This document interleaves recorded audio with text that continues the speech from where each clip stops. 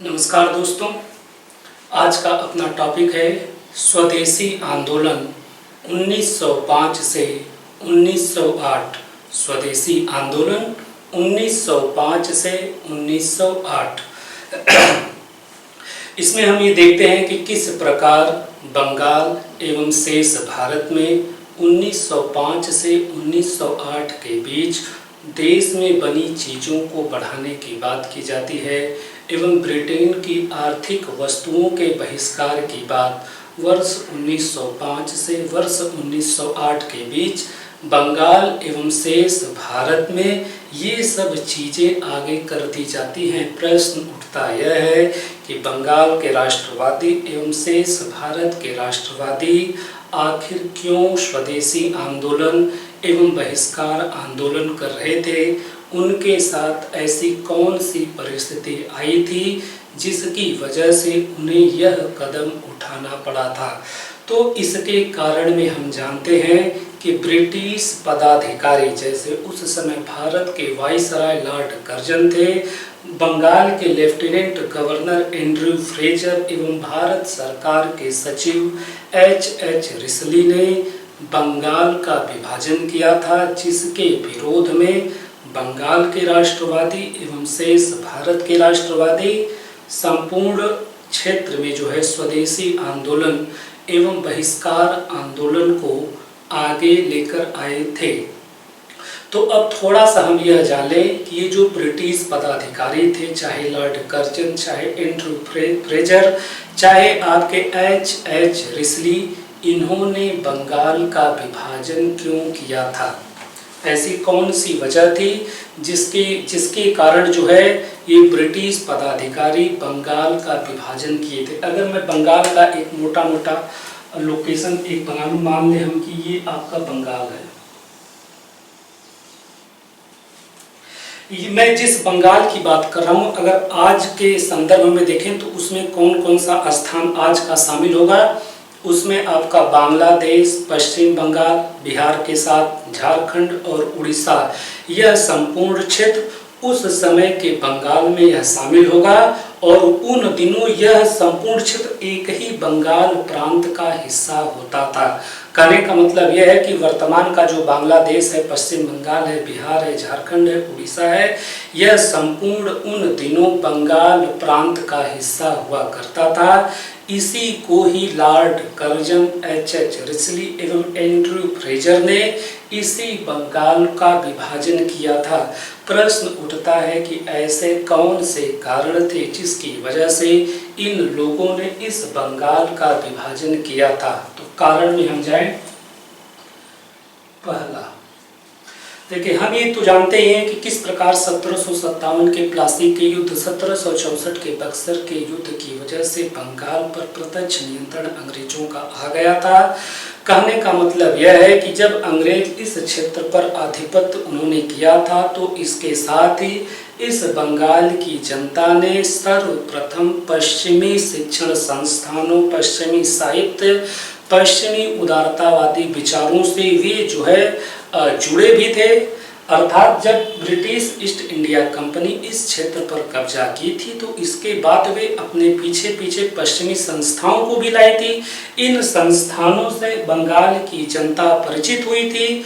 और चूँकि हम जानते हैं कि पश्चिमी कुछ उदारतावादी विचार, जैसे स्वतंत्रता, समानता, बंधुता, स्वाभाविक न्याय, तो बंगाल की यह जनता इन पश्चिमी संस्थानों से शिक्षित प्रशिक्षित होकर और कालांतर में इस क्षेत्र में बंगला भाषी शिक्षित मध्यम वर्ग का उदय हुआ था। कहने का मतलब सिर्फ इतना है कि जब ब्रिटिश ईस्ट इंडिया कंपनी इस क्षेत्र पर आधिपत्य कर लेती है, तो स्वाभाविक बात है वो वैसी पश्चिमी संस्थाएं भी इस क्षेत्र में लाती है। इन संस्थाओं में इस क्षेत्र की जनता पढ़ती लिखती है और उन संस्थाओं से वे परिचित होती है और कालांतर में इस क्षेत्र में बंगला भाषी शिक्षित मध्यम वर्ग का उदय होता है। तो मैं यहाँ क्या लिखूं, बंगला भाषी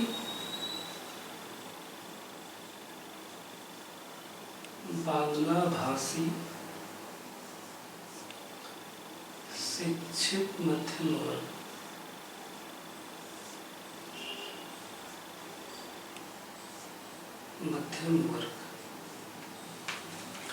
इस प्रकार की संस्थाओं से इस प्रकार के वर्ग का उदय हुआ था और यह वर्ग, यह बंगला भाषी शिक्षित मध्यम वर्ग जो है, यह आपके खुद ब्रिटिश पदाधिकारियों से अब ये स्वतंत्रता, समानता एवं स्वाभाविक न्याय की मांग करने लगे थे। स्वाभाविक बात है कि ब्रिटिश साम्राज्यवादी हितों के लिए यह नुकसानदेह था कि चूंकि उनका मूल उद्देश्य था कि पूरे भारत को भी कब्जे करने की कोशिश कर रहे थे। ऐसी स्थिति में अगर किसी एक क्षेत्र के लोग स्वतंत्रता, समानता एवं स्वाभाविक न्याय की मांग करने लगेंगे तो ब्रिटिश मंसूबों पर पानी फिरने की बात थी। तो इस प्रकार के वर्ग से ब्रिटिश पदाधिकारियों को समस्या हो रही थी। और तो हम पहले में यहाँ लिख लें कि ब्रिटिश आधिपत्य में, बंगाल का ब्रिटिश आधिपत्य में आने से इसके लोग जो है पश्चिमी उदारतावादी विचारों जैसे स्वतंत्रता, समानता, बंधुता एवं स्वाभाविक न्याय की मांग करने लगे। तो इसे हम छोटे में लिखें कि ब्रिटिश आधिपत्य में आने से यह यहाँ बांग्ला भाषी शिक्षित मध्यम वर्ग का उदय, जो कि शासकों से स्वतंत्रता व समानता, स्वाभाविक न्याय की मांग करने लगा।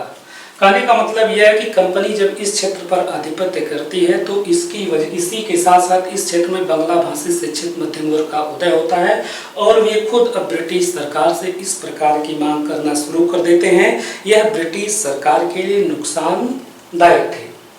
दूसरी बात, ऐसे कई बांग्ला भाषी शिक्षित मध्यम वर्ग थे जो बंगाल ही नहीं अपितु संपूर्ण भारत में राष्ट्रीय जागरण पैदा कर रहे थे।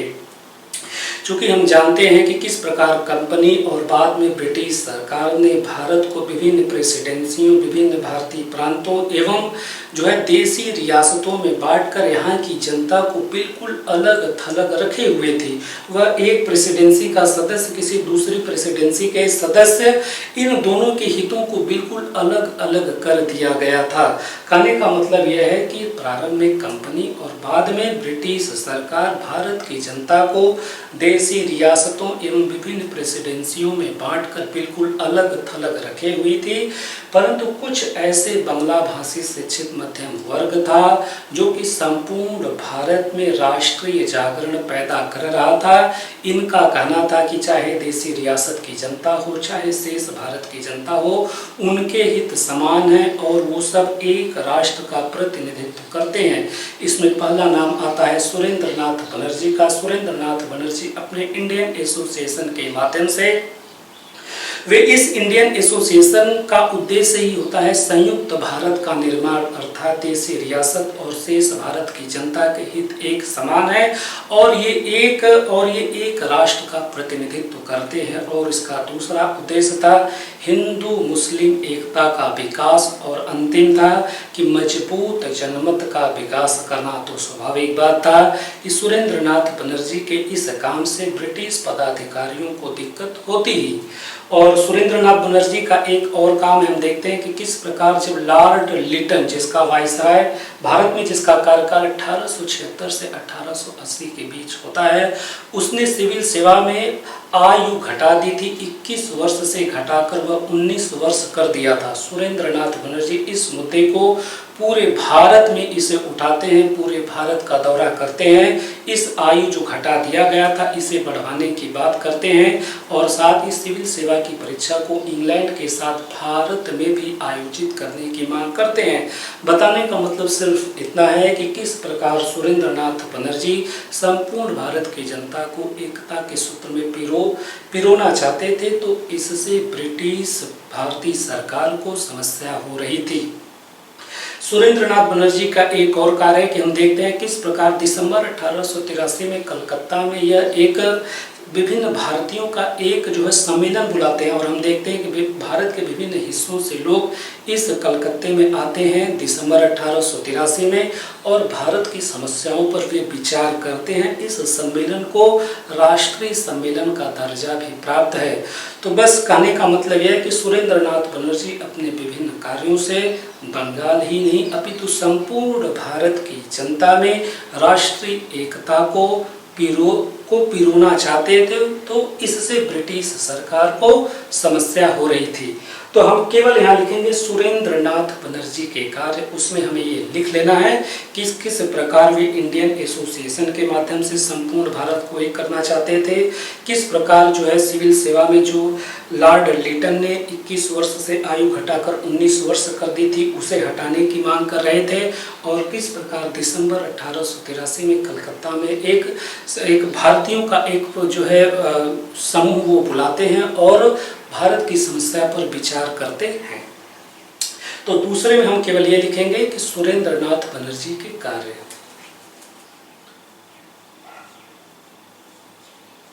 सुरेंद्रनाथ बनर्जी के कार्य। तीसरा हम जानते हैं कि एक बांग्ला भाषी व्यक्ति और है बंकिम चंद्र चट्टोपाध्याय। बंकिम चंद्र चट्टोपाध्याय अपने पत्रिका बंग दर्शन के माध्यम से संपूर्ण भारतीयों को शिक्षित करना चाहते हैं और लोगों को प्रेरित करना चाहते हैं कि मौजूदा जो भी समस्याएं देश के सामने आई है उसका हम डट कर मुकाबला करें। बंकिम चंद्र चट्टोपाध्याय अपनी पत्रिका बंग दर्शन के माध्यम से संपूर्ण भारतीयों को शिक्षित करना चाहते हैं और जो है लोगों को प्रेरित करना चाहते हैं कि भारत के सामने जो भी समस्या है उसके निजात के लिए लोग एकजुट होकर काम करें। और इसी संदर्भ में उनका दूसरा कार्य आनंद मठ, जो कि उनका प्रसिद्ध उपन्यास जो 1882 में आता है आनंद मठ में उन्होंने एक ऐसे चरित्र का निर्माण किया है जो किसी भी पराधीनता, अन्याय एवं उत्पीड़न के खिलाफ अपने प्राणों की आहुति देना भी स्वीकार करता है। कहने का मतलब सिर्फ इतना है कि बंकिम चंद्र चट्टोपाध्याय अपने विभिन्न कृतियों के माध्यम से संपूर्ण भारत की युवा पीढ़ी को वह प्रेरित करना चाहते थे कि ब्रिटेन की जो दास्तां हमने पाली है उसे किसी भी तरीके से उसे हम जो है निकाल फेंकें। तो अगले में हम लिखें कि बंकिम चंद्र चट्टोपाध्याय के कार्य।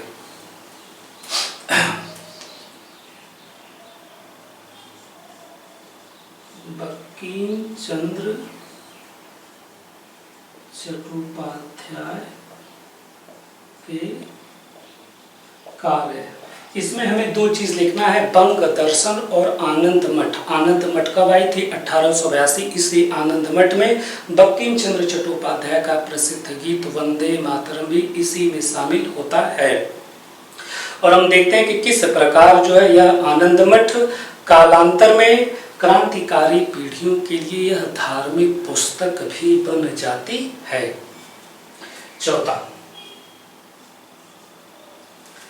अगला हम देखते हैं कि रमेश चंद्र दत्त, यह भी बांग्ला भाषी थे। रमेश चंद्र दत्त, इन्होंने भी बंगाली ने अपितु संपूर्ण भारत में आर्थिक राष्ट्रीयता को जन्म दिया था। इन्होंने किताब लिखा था भारत का आर्थिक इतिहास।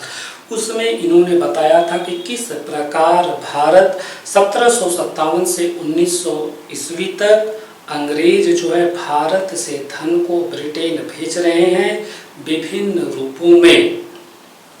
तो इसमें क्या देखना है कि रमेश चंद्र दत्त किस प्रकार अपनी कृति भारत के आर्थिक इतिहास में वो ये बताते हैं कि अंग्रेज 1757 से सन 1900 ईस्वी तक भारत के धन को लगातार इंग्लैंड भेज रहे हैं। उन्होंने यह बताया है कि किस तरीके से उसे ये जो अंग्रेज भारत के धन को इंग्लैंड भेजते हैं। उन्होंने ये बताया कि भारत में जो ब्रिटिश पदाधिकारी या ब्रिटिश कर्मचारी आकर कार्य करते हैं, उनका वेतन भत्ता पेंशन जो भी है वह भारत के राजस्व से दिया जाता है। और इसी तरीके से भारत का कार्य ब्रिटेन में बैठे पदाधिकारी कर्मचारी करते हैं, तो भारत के राजस्व से उनका वेतन भत्ता पेंशन जाता है। और इसी तरीके से भारत सरकार ने ब्रिटेन की सरकार से ऋण लिया है और भारत सरकार इसके लिए ब्रिटेन की सरकार को प्रति वर्ष ब्याज देती है। और इसी तरह ब्रिटेन जो है भारत के कच्चे माल को बहुत सस्ते में खरीदता है और ब्रिटेन में मशीनों से बने जो सामान है उसे भारत में बहुत ऊंचे दाम में बेचा जाता है। तो इस प्रकार से जो है भारत के धन को ब्रिटेन हमेशा भेजा जा रहा है और यह संपूर्ण भारत के राजस्व का लगभग आधा बैठता है। तो कहने का मतलब सिर्फ इतना है कि रमेश चंद्र दत्त अपनी आर्थिक कृति जो उनके भारत का आर्थिक इतिहास उन्होंने यह बताया कि किस प्रकार भारत के धन को ब्रिटेन विभिन्न रूपों में भेजा जा रहा है। वह चाहे भारत में जो ब्रिटिश पदाधिकारी आकर काम करते हैं उनका वेतन भत्ता पेंशन हो, चाहे आपका भारत का कार्य जो ब्रिटेन में किया जा रहा है तो वहाँ के जो पदाधिकारी कार्य कर रहे हैं उनका वेतन भत्ता पेंशन भारत के राजस्व से दिया जा रहा है। इसी तरीके से आगे हमें देख लेना है। तो चौथे में हम लिखें कि रमेश चंद्र दत्त की कृति भारत के आर्थिक इतिहास, इससे भारत में जो है एक आर्थिक राष्ट्रीयता का जन्म हुआ था।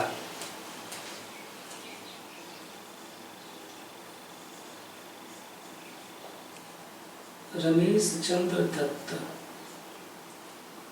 की भारत का आर्थिक इतिहास, भारत का आर्थिक इतिहास ने भारत में आर्थिक राष्ट्रीयता का जन्म दिया था। तो कहने का मतलब यह है कि हम देखते हैं किस प्रकार बंगला भाषी शिक्षित मध्यम वर्ग बंगाल ही नहीं अपितु संपूर्ण भारत में राष्ट्रीय एकीकरण को बढ़ावा दे रहा है, लोगों में समान हित की बात कर रहा है। तो स्वाभाविक बात है कि उस समय के भारत के वाइसराय लॉर्ड कर्जन, बंगाल के लेफ्टिनेंट गवर्नर एंड्रयू फ्रेजर एवं भारत सरकार के सचिव एच रिसली ने इस बंगला भाषी शिक्षित मध्यम वर्ग को इस प्रकार तोड़ने की कोशिश की ताकि वे न ही बंगाल और न ही शेष भारत में कुछ ऐसा काम कर पाएं, क्योंकि उनका तो काम ही था कि भारत को जितना हो सके उतना अधिक वर्गों में विभाजित कर दिया जाए, इन वर्गों को आपस में लड़ाया जाए और इस प्रकार से ब्रिटेन अपने आर्थिक हितों को जो है यहाँ मजबूती से बनाए रखे। तो हम देखते हैं किस प्रकार से जो है लॉर्ड कर्जन, एंड्रयू फ्रेजर एवं एच रिसली 1 जून 1903 से इस संदर्भ में इस संपूर्ण बंगाल के विभाजन के लिए 1 जून 1903 से वे कार्य करना शुरू करते हैं और अंततः 16 अक्टूबर 1905 को बंगाल के विभाजन को प्रभावी बना दिया जाता है। अंततः 16 अक्टूबर 1905 को बंगाल के विभाजन को प्रभावी बना दिया जाता है। तो यहाँ मैं डेट क्या लिख लूँ कि यह 1 जून 1903 से यह कार्य शुरू होता है और यह 16 अक्टूबर 1905 तक यह बंगाल का विभाजन जो है प्रभावी हो जाता है। अब चूंकि वो इसका विभाजन कैसे करते हैं ताकि इस बंगला भाषी शिक्षित मध्यम वर्ग को तोड़ा जा सके, तो इस बंगला भाषी शिक्षित मध्यम वर्ग के भौतिक विभाजन के लिए वे कुछ इस प्रकार का नक्शा बनाते हैं कि इन्हें पहली बात इस भाषा वर्ग को जो है दो हिस्सों में तोड़ दिया जाए। इस वाले हिस्से में अगर मैं कुछ नाम लिख लूं, जैसे मान लें कि हम यहाँ चट्टग्राम,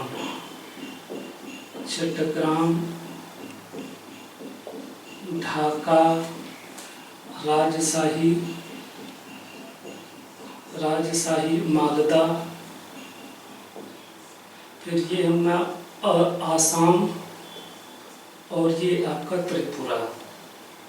उन्होंने क्या कि बंगला भाषी शिक्षित मध्यम वर्ग के भौतिक विभाजन के लिए बंगाल का विभाजन कुछ इस तरीके से किया कि इस वाले हिस्से को ले लिया जाएगा, यहाँ आपका कलकत्ता हम कर देते हैं, कलकत्ता, इस वाले हिस्से को लेकर जो है, और इस आसाम वाले हिस्से को लेकर और इस त्रिपुरा वाले हिस्से को लेकर एक नया प्रांत बनाया जाएगा जिसकी राजधानी ढाका होगी और जिसका नाम पूर्वी बंगाल एवं आसाम प्रांत होगा।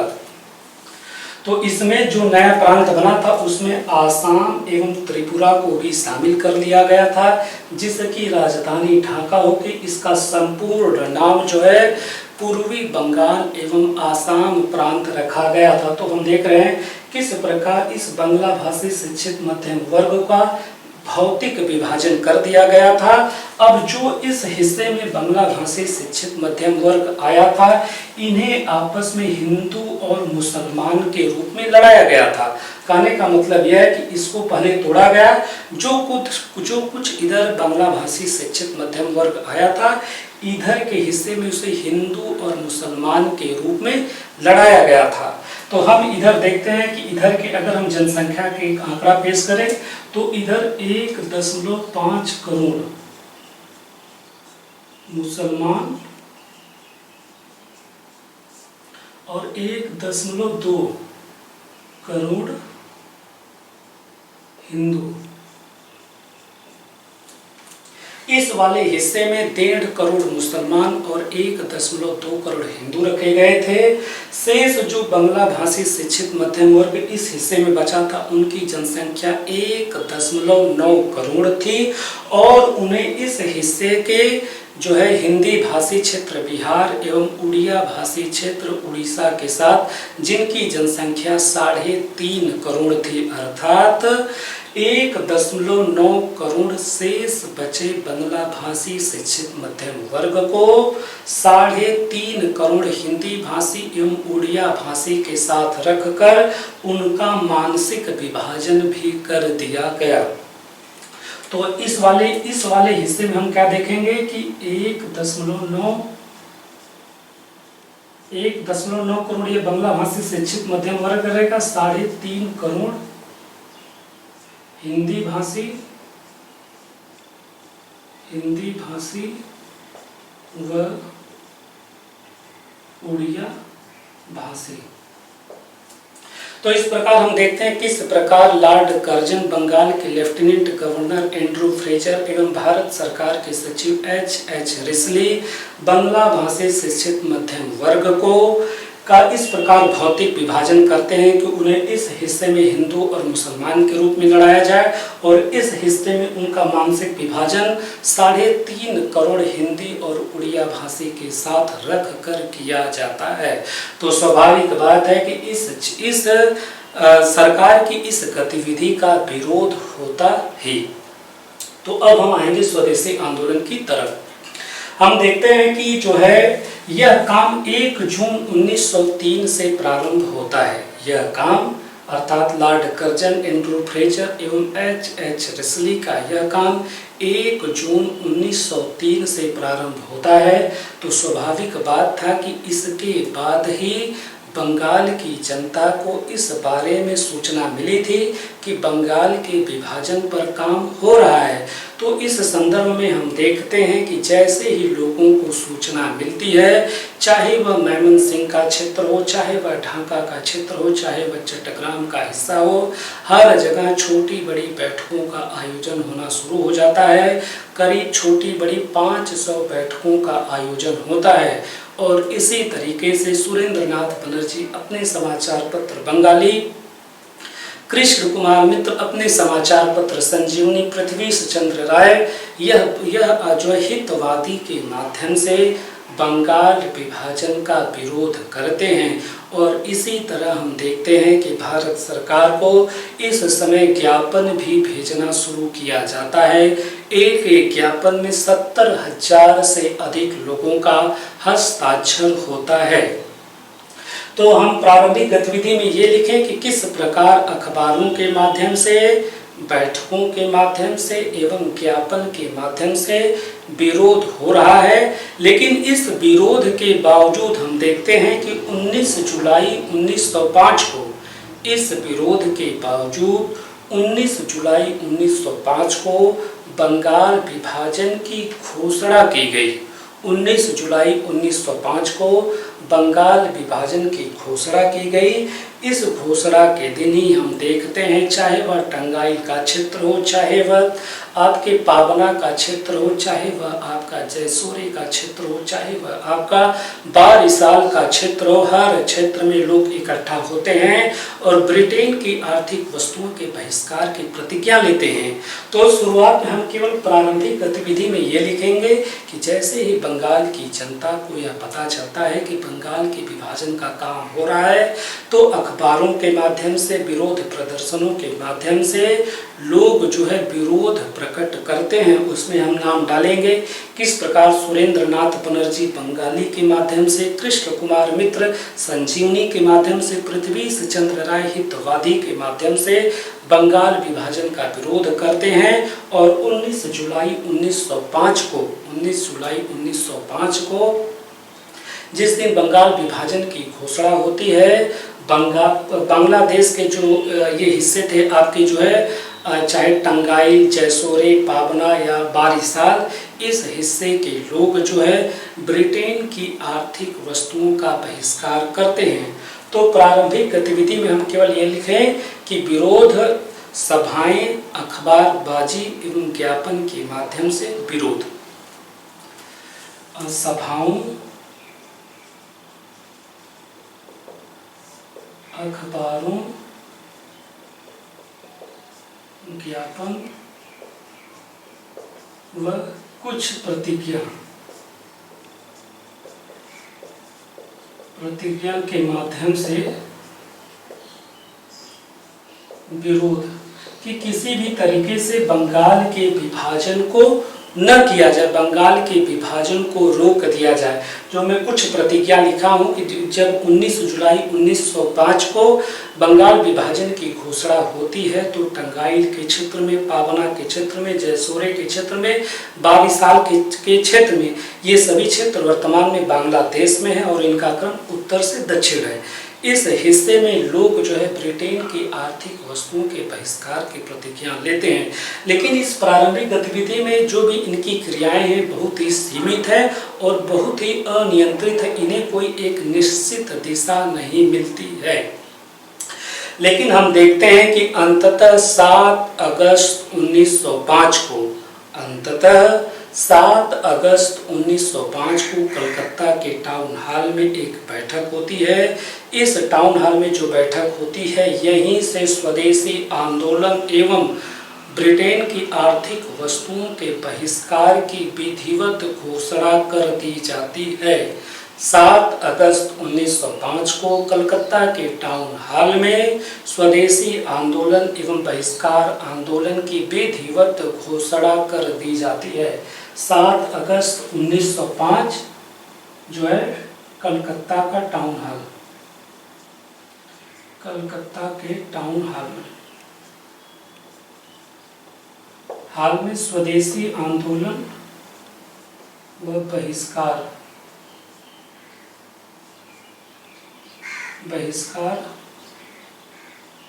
आंदोलन की विधिवत घोषणा।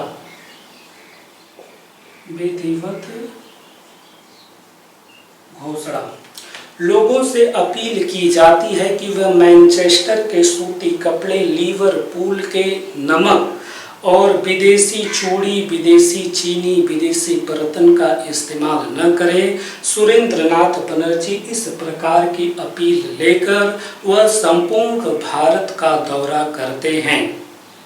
तो हमने ये देखा कि किस प्रकार 7 अगस्त 1905 को कलकत्ता के टाउन हॉल में लोग बैठते हैं और स्वदेशी आंदोलन एवं बहिष्कार की क्या जो है विधिवत इसकी घोषणा कर देते हैं। स्वदेशी से तात्पर्य अब देश में बनी चीज़ों का ही इस्तेमाल किया जाएगा, विदेश से हम किसी भी चीज़ों का आयात नहीं करेंगे और न ही किसी चीज़ का हम उपयोग करेंगे।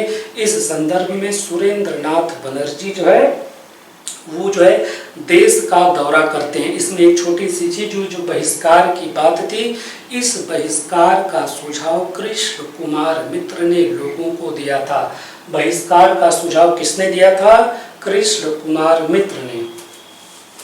तो यहाँ मैं कोष्ठक में बनाकर लिख दूं कि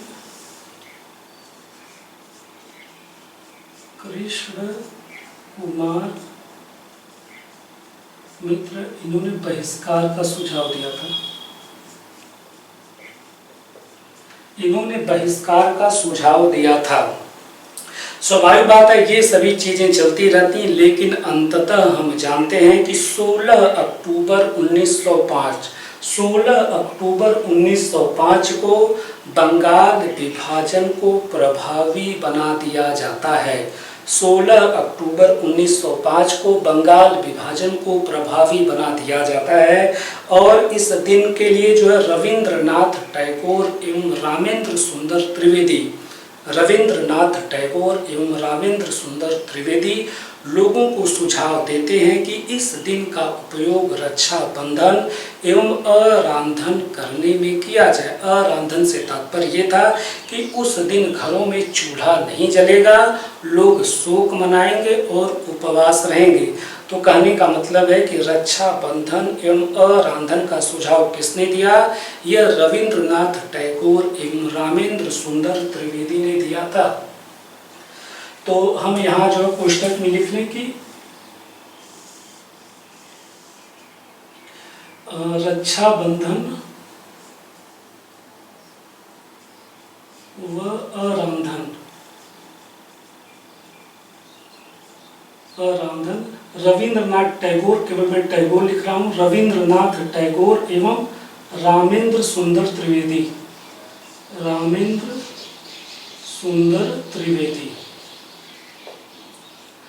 हम देखते हैं किस प्रकार जो है बहिष्कार का सुझाव कृष्ण कुमार मित्र देते हैं, जबकि रविंद्रनाथ टैगोर एवं रामेंद्र सुंदर त्रिवेदी रक्षा बंधन एवं अरांधन का सुझाव देते हैं कि जिस दिन बंगाल के विभाजन को प्रभावी बनाया जाएगा उस दिन का उपयोग रक्षा बंधन के लिए किया जाए। उस दिन कोई भी घर पर खाना न बनाए, उपवास रहे और लोग इनकी बातों को मानते हैं। 16 अक्टूबर 1905 के दिन, जिस दिन बंगाल के विभाजन को प्रभावी बना दिया जाता है, लोग सुबह सुबह उठते हैं, गंगा का स्नान करते हैं, उसके बाद ये एक दूसरे के हाथों में रक्षा बांधते हैं और उसके बाद जो है यह घरों पर खाना नहीं बनाते हैं, सड़कों पर वंदे मातरम का नारा लगाते हैं। और इसी दिन हम देखते हैं कि किस प्रकार सुरेंद्रनाथ बनर्जी एवं आनंद मोहन बोस जो है 75 हजार लोगों को संबोधित करते हैं। तो इस प्रकार हम देख रहे हैं किस प्रकार स्वदेशी आंदोलन अर्थात देश में बनी चीज़ों को आगे बढ़ाने की बात की जाती है, ब्रिटेन की आर्थिक वस्तुओं को न लेने की बात की जाती है, लोगों से अपील की जाती है कि यह आपका राष्ट्रीय कर्तव्य है, यह आपका राष्ट्रीय कर्तव्य है कि देश में बनी चीज़ों को खरीदें और इसके लिए नियमित रूप से राष्ट्रीय मेले लगेंगे। इन राष्ट्रीय मेलों में देश में बनी चीज़ों को बेचा जाएगा। आप वहां पर आइए और इन चीज़ों को खरीदिए। अर्थात एक तरीके से किसी भी स्तर पर अब विदेशी माल का उपभोग नहीं करना है। हम इसके लिए स्वदेशी मेले आयोजित कर रहे हैं और इसके लिए आपको खुद थोड़ा सा जागरूक होना पड़ेगा और देश में बनी चीज़ों को ही खरीदना पड़ेगा। तो इस प्रकार की गतिविधियां आगे बढ़ती हैं तो हम देखते हैं कि स्वाभाविक बात है, जब देश में बनी चीज़ों को आगे बढ़ाने की बात की जाएगी तो ऐसी स्थिति में बहुत से भारतीय पूंजीपति वो सामने आते हैं और देश में विभिन्न चीज़ों का वो उत्पादन करना शुरू करते हैं। उसमें चाहे आपका साबुन है, चाहे आपका माचिस हो, चाहे आपका तंबाकू हो, चाहे आपका Calcutta पोर्ट्रीज, Bengal chemical factory, Banga Lakshmi cotton mills, Mohini mills, national tannery, स्वदेशी स्टील नेविगेशन कंपनियां, स्वदेशी बैंक, स्वदेशी बीमा कंपनियां, इन संपूर्ण का उद्भव इसी स्वदेशी आंदोलन के दौरान होता है। तो स्वदेशी उद्योग में हम क्या लिखें, जो है आपका जो है कि स्वदेशी बैंक, स्वदेशी बीमा कंपनियां, स्वदेशी स्टीम नेविगेशन कंपनियां, साबुन, माचिस, तंबाकू, चर्म उद्योग, मिट्टी के बर्तन, तमाम चीज़ें। तो यहाँ पर हम बीमा, बैंक और चर्म उद्योग, सूती मिले, फिर आपका बंगाल केमिकल फैक्ट्री। कहने का मतलब यह है कि इस प्रकार के आंदोलन से देश का पूंजीपति वर्ग जो था, जो भारतीय पूंजीपति वर्ग था, इन क्षेत्र में अपना पैसा वह लगाना शुरू करते हैं। उसमें आपका बंगाल केमिकल फैक्ट्री है, आचार्य BC राय की होती है।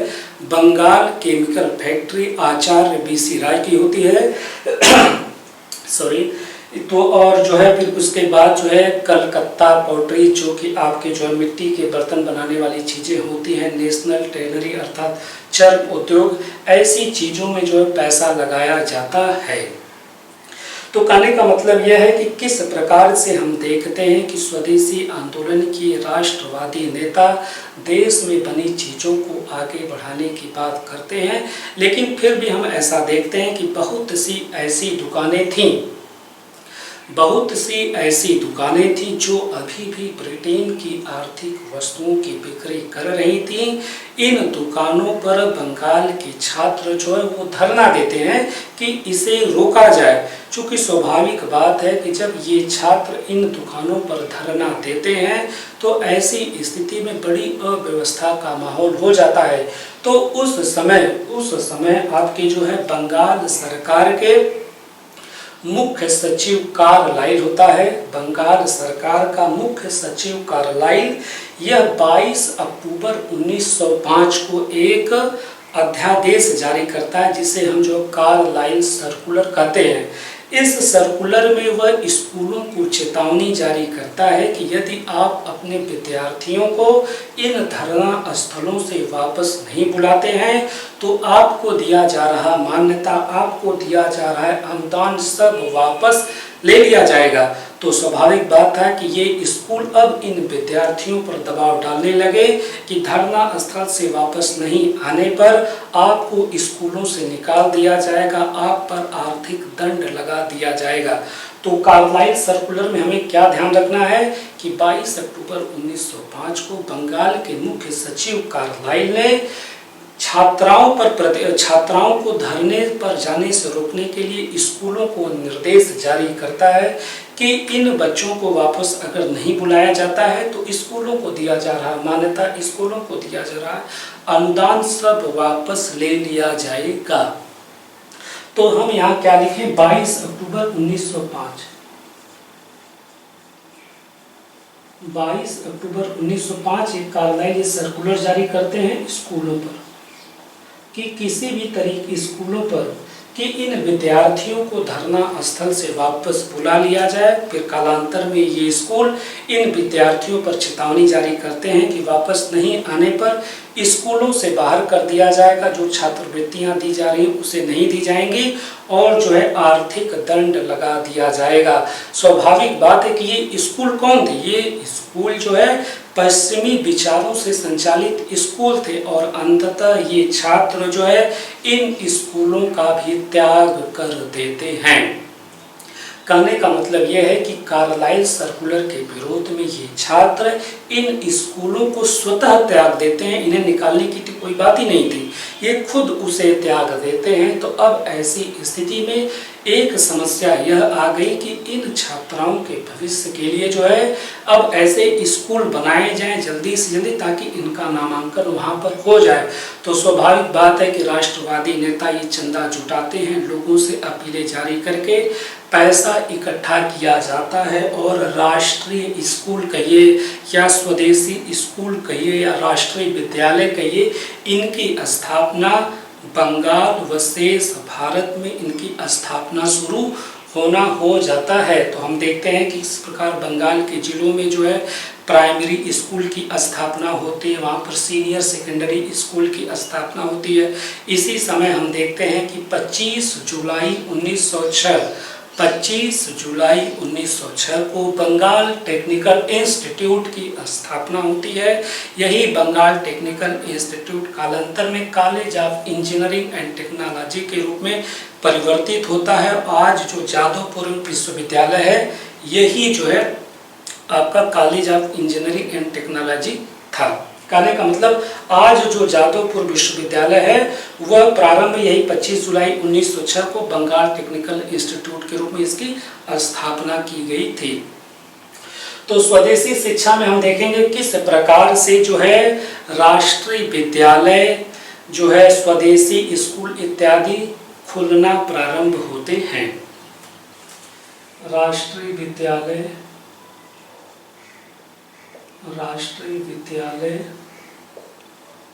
स्वदेशी स्कूल, फिर उसमें हम एक नाम लेंगे 25 जुलाई 1906 को बंगाल टेक्निकल इंस्टीट्यूट, जो कि कालांतर में अब आपका जादवपुर विश्वविद्यालय बन चुका है। बंगाल टेक्निकल इंस्टीट्यूट यह जो है यह बन गया। फिर हम देखते हैं कि 15 अगस्त 1906 को बंगाल नेशनल कॉलेज बनता है। 15 अगस्त 1906 को बंगाल नेशनल कॉलेज बनता है और इसके प्राचार्य बनते हैं अरविंद घोष। फिर इसमें हम ये क्या देखेंगे कि बंगाल इसकी स्थापना है 25 जुलाई 1906। फिर आपका बंगाल नेशनल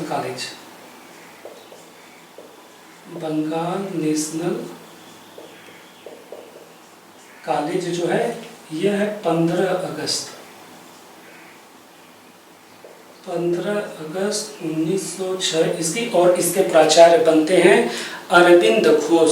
देखिए ये सब ऐसी गतिविधियां थी जो कि तुरंत करना अनिवार्य था, लेकिन यह स्वाभाविक था कि देश में दूरगामी प्रभाव के लिए कुछ इस प्रकार के शिक्षण संस्थान की आवश्यकता थी या उनमें कुछ इस प्रकार के विषय वस्तु डालने की आवश्यकता थी जो देश की राष्ट्रीय धारा से जुड़ी हो, जो देश को एकता के सूत्र में पिरोती हो। तो इस संदर्भ में अगस्त 1906 में राष्ट्रीय शिक्षा परिषद का गठन किया जाता है। अगस्त 1906 में राष्ट्रीय शिक्षा परिषद का गठन किया जाता है। देश के जाने माने लोग इस शिक्षा परिषद में आते हैं। इसका काम यह होता है, यह कुछ इस प्रकार की शिक्षा की व्यवस्था करता है ताकि लोगों को वैज्ञानिक, साहित्यिक एवं तकनीकी शिक्षा कुछ इस तरीके से दी जा सके ताकि लोगों में राष्ट्रीय धारा से जुड़ी चीजें जागृत हों। और यह प्रयास किया जाता है कि यह शिक्षा लोगों को स्थानीय भाषा में देने का प्रयास किया जाएगा। कहने का मतलब सिर्फ इतना है, यह जो सभी काम थे यह उस समय के लिए थे, लेकिन कालांतर में लोगों के अंदर राष्ट्रीय धारा जोड़ने के लिए, लोगों के अंदर एकता स्थापित करने के लिए इस तरीके की साहित्यिक, वैज्ञानिक एवं तकनीकी शिक्षा देने का लक्ष्य बनाया गया और इसके लिए कार्य करती है राष्ट्रीय शिक्षा परिषद, जिसकी स्थापना अगस्त 1906 में होती है। तो मैं यहाँ कोष्टक में लिख दूं जो है अगस्त 1906 राष्ट्रीय शिक्षा परिषद। तो इस प्रकार हम देखते हैं राष्ट्रीय शिक्षा परिषद का उद्देश्य क्या होता है। देश के लोगों के अंदर राष्ट्रीय धारा जागृत करने के लिए इस प्रकार का साहित्यिक, वैज्ञानिक एवं तकनीकी शिक्षा देना, और यह शिक्षा भी लोगों को स्थानीय भाषा में दिए जाने की बात की जा रही थी। तो हम देख रहे हैं कि किस प्रकार अभी तक जो हमने देखा है कि स्वदेशी उद्योगों को आगे बढ़ाया गया। साबुन, माचिस, तंबाकू, Bengal chemical factory, Banga Lakshmi cotton mills, Mohini mills, national tannery, Calcutta porterage इत्यादि की जो ये उद्योग खुल चुके थे। फिर कुछ इसी तरीके के शिक्षा प्रबंध करने की भी बात कर दी गई थी कि स्वदेशी शिक्षा को आगे बढ़ाया जाए। तो हम देखते हैं कि इस समय कुछ ऐसे साहित्य के पुरोधा, कुछ ऐसे नाटककार, कुछ ऐसे कथाकार भी होते हैं जो इस स्वदेशी आंदोलन, जो इस बहिष्कार आंदोलन को प्रभावी बनाने के लिए कुछ इस प्रकार की रचनाएं रचते हैं, कुछ इस प्रकार की चित्रकला को बनाते हैं ताकि आम जनमानस में स्वदेशी के प्रति प्रेम बढ़े एवं बहिष्कार के प्रति उनमें एक मजबूती आए। तो अगर मैं कुछ साहित्यिक पुरोधाओं का नाम आपको बताऊं, जैसे रविंद्रनाथ टैगोर, जैसे आपके जो है रविंद्रनाथ टैगोर हो गए, रजनीकांत सेन, द्विजेंद्र लाल राय, और आपके जो है सैयद अबू मोहम्मद और मुफिजुद्दीन बयाती, ये ऐसे साहित्यिक पुरोधा थे जो अपनी रचनाओं से बंगाल की आम जनमानस में स्वदेशी आंदोलन और जो है बहिष्कार के प्रति लोगों के अंदर जागरण पैदा कर रहे थे। कहने का मतलब यह है कि ये अपनी रचनाओं को बहुत ही आसान भाषा में स्वदेशी आंदोलन और बहिष्कार के बारे में लोगों को बताने का प्रयास कर रहे थे। तो उसमें हमें नाम किनका लेना है? रविंद्रनाथ टैगोर, रजनीकांत सेन, द्विजेंद्र लाल राय, मुकुंद व्यास, सैयद अबू मोहम्मद एवं मुफिजुद्दीन बयाती। ये ऐसे साहित्यिक पुरोधा थे जो अपनी रचनाओं से इन आंदोलनों को आगे बढ़ाने की बात कर रहे थे। तो मैं इसमें कुछ नाम लिख ले रहा हूँ। रविंद्रनाथ टैगोर, रविंद्रनाथ टैगोर, रजनीकांत सेन, द्विजेंद्र लाल राय, मुकुंद व्यास और इसी तरीके से सैयद अबू मोहम्मद और मुफिजुद्दीन बयाती। ये ऐसे साहित्यिक पुरोधा थे अपनी रचनाओं के माध्यम से आम जनमानस में स्वदेशी एवं बहिष्कार के प्रति लोगों के अंदर जागरण पैदा कर रहे थे। और इसी समय अगर हम चित्रकला की बात करें तो अवनींद्रनाथ टैगोर यह चित्रकला पर पाश्चात्य प्रभावों को दरकिनार करते हुए मुगल शैली, राजपूतों की समृद्ध शैली एवं अजंता एलोरा बाग की गुफाओं से जो उन्हें विषय वस्तु मिलती है उसका उपयोग वे अपनी चित्रकला में करते हैं। कहने का मतलब सिर्फ इतना है कि पाश्चात्य विषय को छोड़कर भारतीय विषयों को उठाने का काम अपनी चित्रकला में अवनींद्रनाथ टैगोर करते हैं। तो अवनींद्रनाथ टैगोर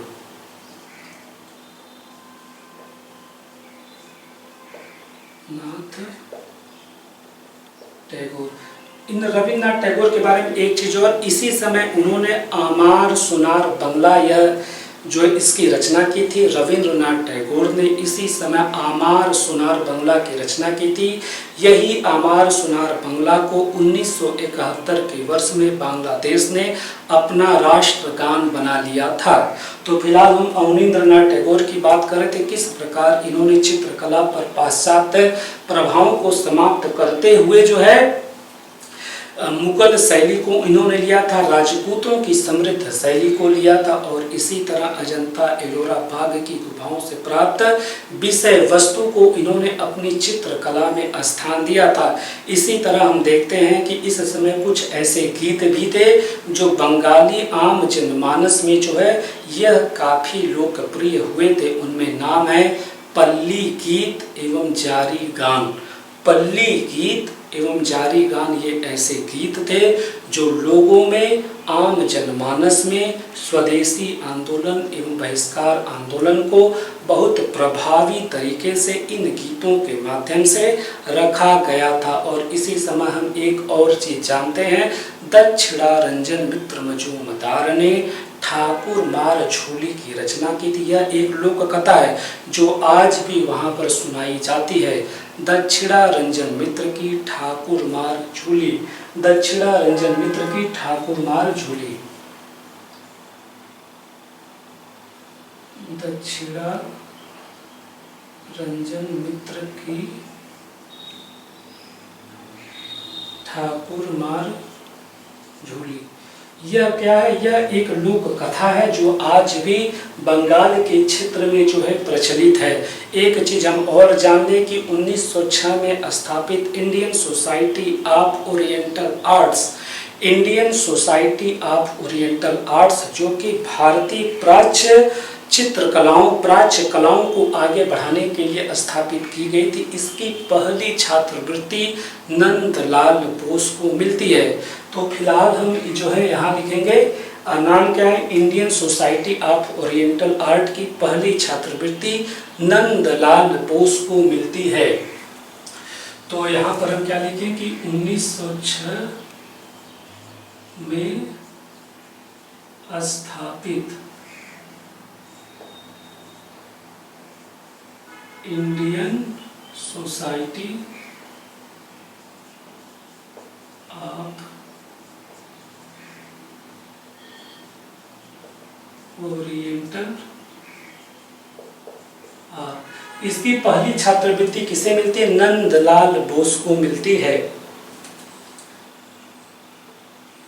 नंदलाल बोस को मिलती है। देखिए, तो अभी तक हम इस स्थिति पर आकर पहुंचे हैं किस प्रकार से स्वदेशी उद्योगों को बढ़ाने के लिए भारत का पूंजीपति वर्ग यह आगे आता है, और इसी तरीके का कार्य शिक्षा के क्षेत्र में भी किया जाता है। और इन सब में साहित्यिक पुरोधाओं, लोक कथाकारों और जो है चित्र प्रेमियों के माध्यम से इस चीज को आगे बढ़ाया जाता है। लेकिन सबसे बड़ी चीज यह थी कि इस समय जो है इन सभी चीज़ों को ग्रामीण लेवल पर लागू करने के लिए, आम जनमानस में इसे व्यवहारिक रूप से लागू करने के लिए कुछ ऐसी समितियों की भी आवश्यकता थी जो कि इन चीज़ों को बहुत व्यवहारिक तरीके से आगे बढ़ा सके, लोगों के अंदर स्वदेशी के प्रति एवं बहिष्कार के प्रति व्यवहारिक जागृति पैदा कर सके। तो हम देखते हैं कि इस समय बंगाल के क्षेत्र में बहुत सी स्वैच्छिक संस्थाओं का जन्म होता है जो कि स्वदेशी आंदोलन और बहिष्कार के संबंध में लोगों के अंदर जागृति पैदा करती है और लोगों को व्यवहारिक रूप से इस संदर्भ में आगे बढ़ने के लिए प्रेरित करती है। कुछ समितियों का मैं जैसे नाम बताऊं कुछ समितियों का मैं आपको नाम बताऊं, जैसे डान सोसाइटी। डान इसलिए कि डान उस समय एक प्रसिद्ध पत्रिका थी, उसके नाम पर डान सोसाइटी रखा गया था। Anti circular society, Carlyle circular के विरोध में एंटी सर्कुलर सोसाइटी बनाई गई थी। इसी प्रकार से मैमन सिंह में सुहृद समिति बनाई गई थी, फरीदपुर में व्रती समिति बनाई गई थी, बारिसाल में स्वदेश बांधव समिति बनाई गई थी। मैं बस ये बताने का प्रयास कर रहा हूँ कि इन समितियों ने, चाहे वह आपका स्वदेशी उद्योग हो, चाहे आपका स्वदेशी शिक्षा हो, चाहे आपके स्वदेशी साहित्यिक रचनाएं हैं, इन सभी चीज़ों को आम जनमानस में लागू करवाने के लिए, उनके अंदर इस चीज़ को व्यवहारिक स्तर पर इसे लाने के लिए इन समितियों ने महत्वपूर्ण कार्य किया था। जैसे मैं अगर एक समिति का नाम लूँ, जैसे मैं अभी आपको बताया बारिसाल जिले में स्वदेश बांधव समिति। बारिसाल कहाँ है? ये बारिसाल वर्तमान में बांग्लादेश में है, दक्षिणी बांग्लादेश में बारिसाल जिला है।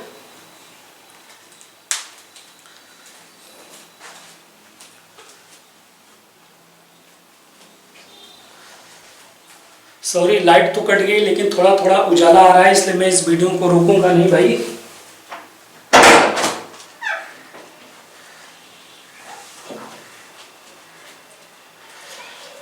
सॉरी, ये थोड़ा लाइट कट गई थी, इसलिए मुझे वीडियो में थोड़ा व्यवधान हुआ, इसके लिए आप मुझे माफ़ करिएगा। तो मैं ये बता रहा था कि किस प्रकार से जो है स्वदेश बांधव समिति बारिसाल जिले में यह स्थापित हुई थी, और इसकी स्थापना अश्विनी कुमार दत्त ने किया था। लाइट आ गई, बस एक सेकंड आप रुकिएगा।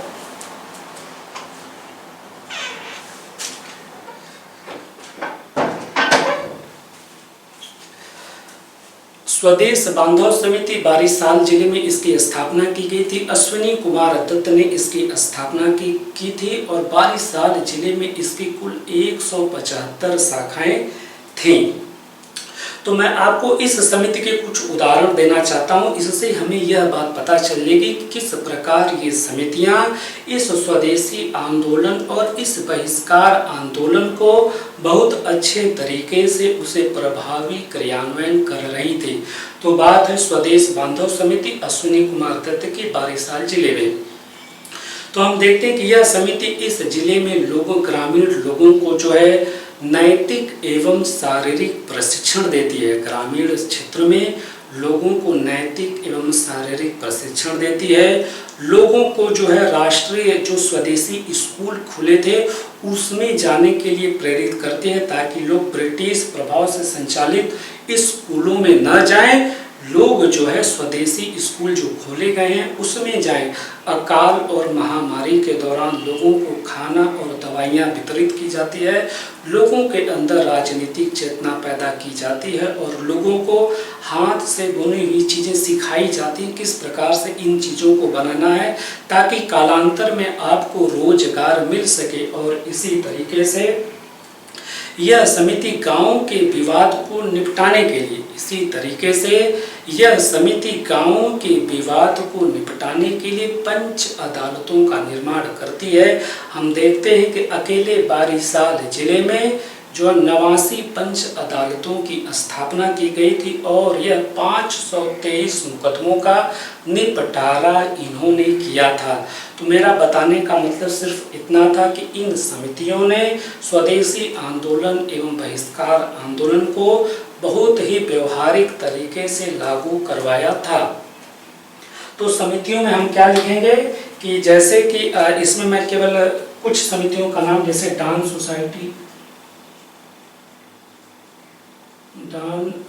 सोसाइटी, फिर आपका जो है सुहृद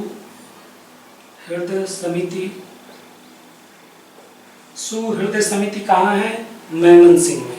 फिर इसके बाद जो है व्रती समिति,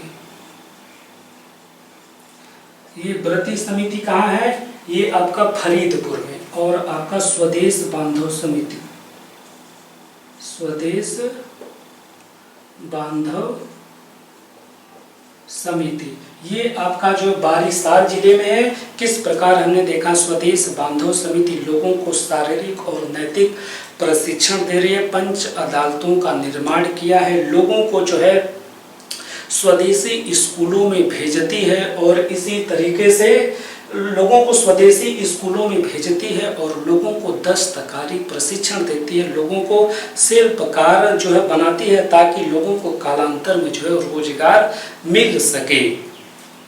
तो अभी तक हम ये समझे हैं कि इस प्रकार स्वदेशी आंदोलन और बहिष्कार, जिसकी विधिवत घोषणा 7 अगस्त 1905 को की जाती है, और किस प्रकार वह जो है उद्योगों के माध्यम से, शिक्षा के माध्यम से, साहित्य के माध्यम से और समितियों के प्रभावी क्रियान्वयन के माध्यम से आगे चलता है। लेकिन इसका बिल्कुल मतलब यह नहीं है कि इस समय बंगाल के राष्ट्रवादी या शेष भारत के राष्ट्रवादी इस संपूर्ण आंदोलन को वे एक नजरिए से इसे आगे बढ़ाने का प्रयास कर रहे थे। विभिन्न राष्ट्रवादी नेता इस आंदोलन को विभिन्न तरीके से आगे बढ़ाने का प्रयत्न कर रहे थे। तो उसमें यदि मैं कुछ नेताओं का आपको नाम बताऊं, जैसे सुरेंद्र नाथ बनर्जी, कृष्ण कुमार मित्र, नरेंद्र कुमार सेन। सुरेंद्र नाथ बनर्जी, कृष्ण कुमार मित्र, नरेंद्र कुमार सेन और आपके गोपाल कृष्ण गोखले, फिरोज शाह मेहता, ये ऐसे लोग थे जो स्वदेशी आंदोलन एवं बहिष्कार आंदोलन को केवल बंगाल के क्षेत्र में ही रखना चाहते थे और इसका उद्देश्य केवल बंगाल विभाजन को रोकना चाहते थे। और ये जो बहिष्कार की बात थी, केवल ब्रिटेन की आर्थिक वस्तुओं के बहिष्कार तक ही सीमित रखना चाहते थे। तो इस प्रकार की प्रवृत्ति को हम संतुलित राजनैतिक मत के रूप में रखेंगे कि किस प्रकार ये नेतागण इस स्वदेशी आंदोलन, इस बहिष्कार आंदोलन को केवल बंगाल के क्षेत्र में ही रखना चाहते हैं और इसका उद्देश्य केवल बंगाल विभाजन को रोकना था और बहिष्कार को केवल ब्रिटेन की आर्थिक वस्तुओं के बहिष्कार तक ही लेकर चलना था। और इस आंदोलन को बहुत अधिक वो लंबा खींचने के पक्ष में भी नहीं थे। अब प्रश्न उठता है कि वो ऐसा क्यों कर रहे थे? वो ऐसा इसलिए कर रहे थे कि इन नेतागणों को अभी भी ब्रिटेन की न्याय व्यवस्था में काफी इन्हें विश्वास था कि कालांतर में ब्रिटिश पदाधिकारी इस गड़बड़ी को सुधार देंगे और उन्हें इसमें आशा और इसलिए भी बढ़ जाती है कि क्योंकि इस समय जो है लॉर्ड मिंटो भारत का जो है वाइसराय बन जाता है और आपका भारत सचिव मार्ले बनता है। तो खैर मार्ले की वजह से, मिंटो तो छोड़ दीजिए, मार्ले की वजह से इनके अंदर एक आस्था बनती है कि इसकी वजह से जो है हो सकता है कि आगे कुछ जो है बंगाल विभाजन को रद्द कर दिया जाए।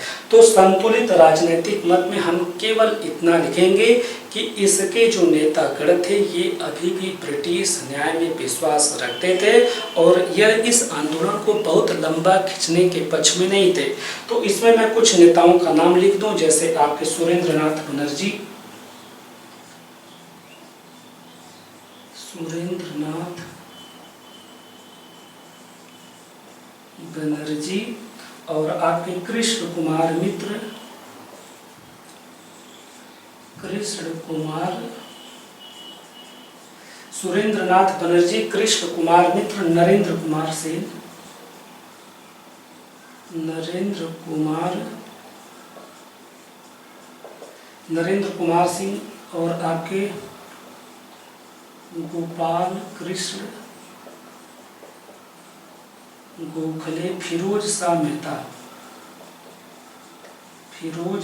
मेहता।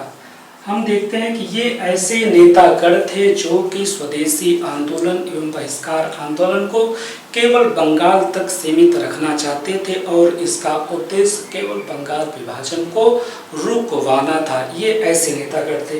जबकि कुछ ऐसे इस समय नेतागण थे जो इस समय का उपयोग, कुछ ऐसे नेतागण भी थे जो इस समय का उपयोग गांव के स्तर पर जो जातिवाद है उसे खत्म करने के संदर्भ में करना चाहते थे। गांव में जो जहां भी दहेज लिया जाता है उसे रोकने की बात थी, बाल विवाह को रोकने की बात थी और इसी तरीके से हिंदू मुस्लिम एकता को बढ़ाने की बात थी। स्वदेशी स्कूलों को अधिक से अधिक बढ़ावा दिए जाने की बात थी। स्वदेशी उद्यम को अधिक से अधिक आगे बढ़ाए जाने की बात थी।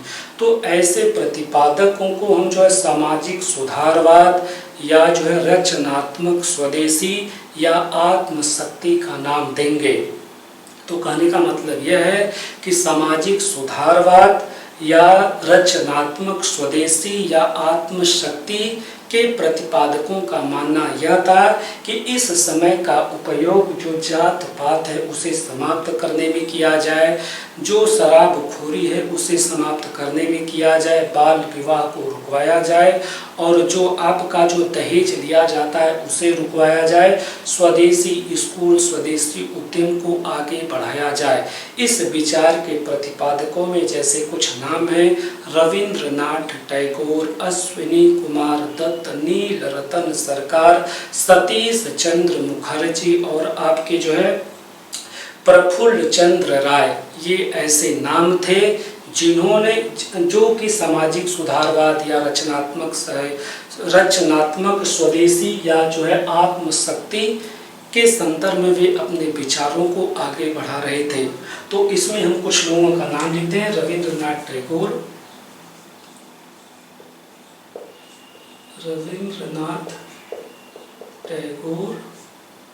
और अश्विनी कुमार दत्त,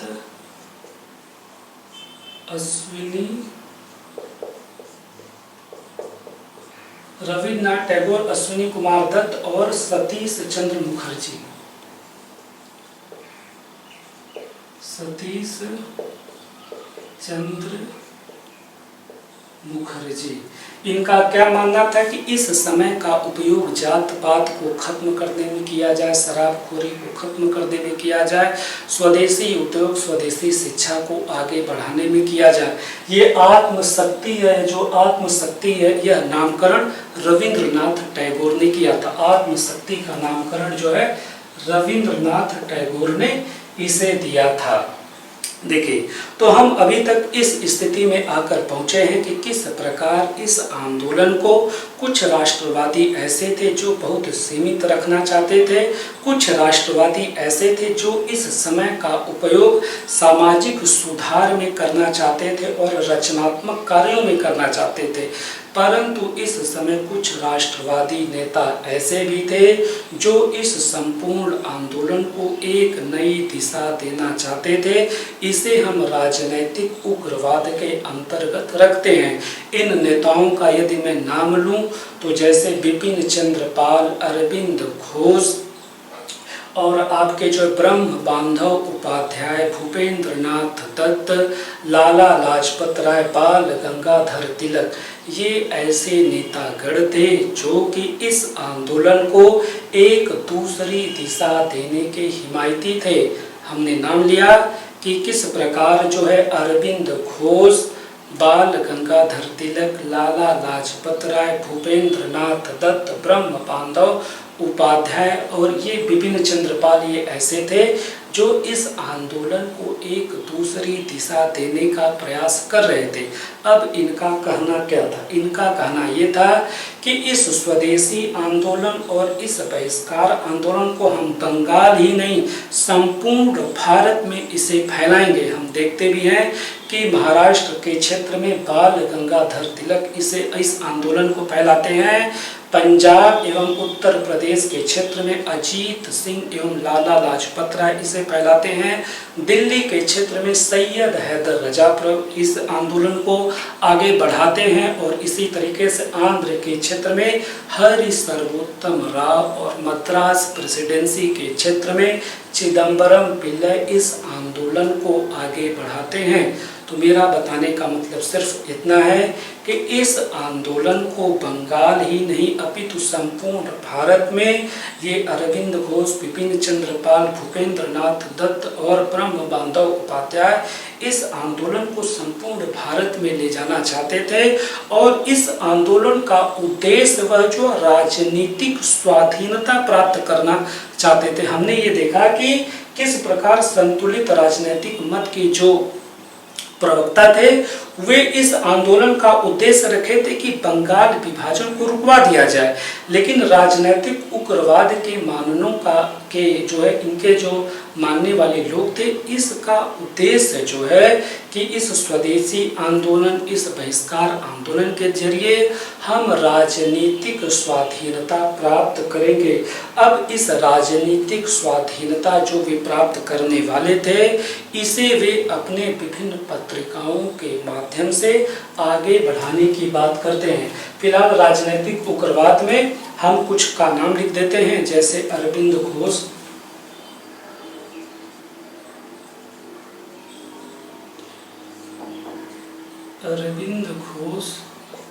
बिपिन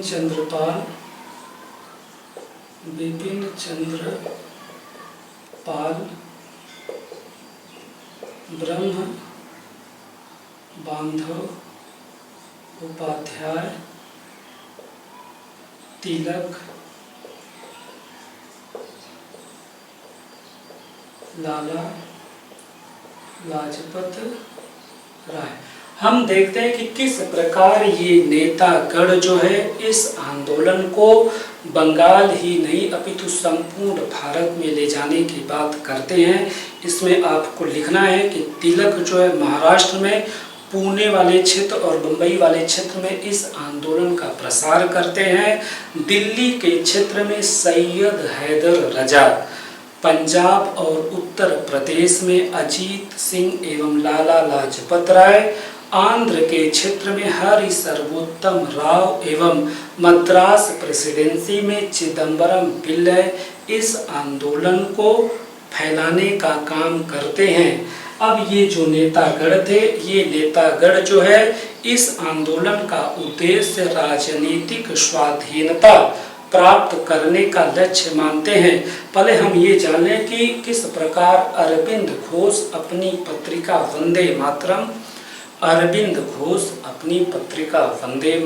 बिपिन चंद्र पाल अपनी पत्रिका न्यू इंडिया, बिपिन चंद्र पाल अपनी पत्रिका न्यू इंडिया, ब्रह्म बांधव उपाध्याय अपनी पत्रिका संध्या एवं भूपेंद्र नाथ दत्त अपनी पत्रिका जो है आपके युगांतर के माध्यम से वे राजनीतिक स्वाधीनता का लक्ष्य रखते हैं।